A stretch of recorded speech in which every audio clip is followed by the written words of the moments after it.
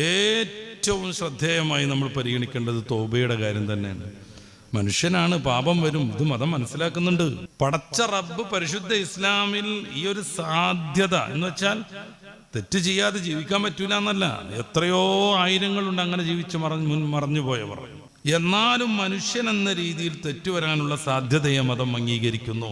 അതോടുകൂടെ ലാസ്റ്റല്ല, അതോടുകൂടെ അവന്റെ ജീവിതം തീർന്നു എന്നല്ല, നേരെ മറിച്ച് തൗബ എന്ന് പറയുന്ന വിശുദ്ധമായ സംവിധാനം മനുഷ്യനെ സമഗ്രം മാറ്റിമറിക്കുന്നു. മനുഷ്യൻ വിശുദ്ധനാവാനുള്ള ഏറ്റവും നല്ല സംവിധാനമാണ് തൗബ. തൗബയുടെ 4 നിബന്ധനകൾ നമ്മൾ പലപ്പോഴും കേട്ടിട്ടുണ്ട്.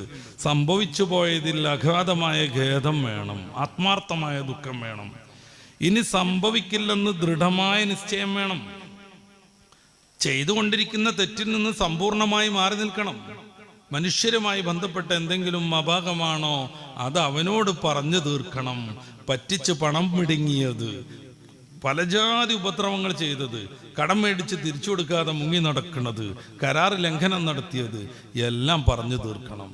ഇങ്ങനെ വിശുദ്ധമായ മാനസത്തോടുകൂടെ പടച്ച റബ്ബിന്റെ മുമ്പിൽ വിനയാന്വിതം കരഞ്ഞു പറഞ്ഞു വിശുദ്ധനാവുന്നതിന്റെ പേരാ തൗബ എന്ന്. അപ്പൊ തൗബക്ക് വലിയ ശ്രേഷ്ഠതകളാണ് പടച്ച റബ്ബ് പരിശുദ്ധ ഖുർആനിലും അവിടുത്തെ തിരുപ്രവാചകർ ഹദീസുകളിലും നമ്മളെ പഠിപ്പിക്കുന്നത്.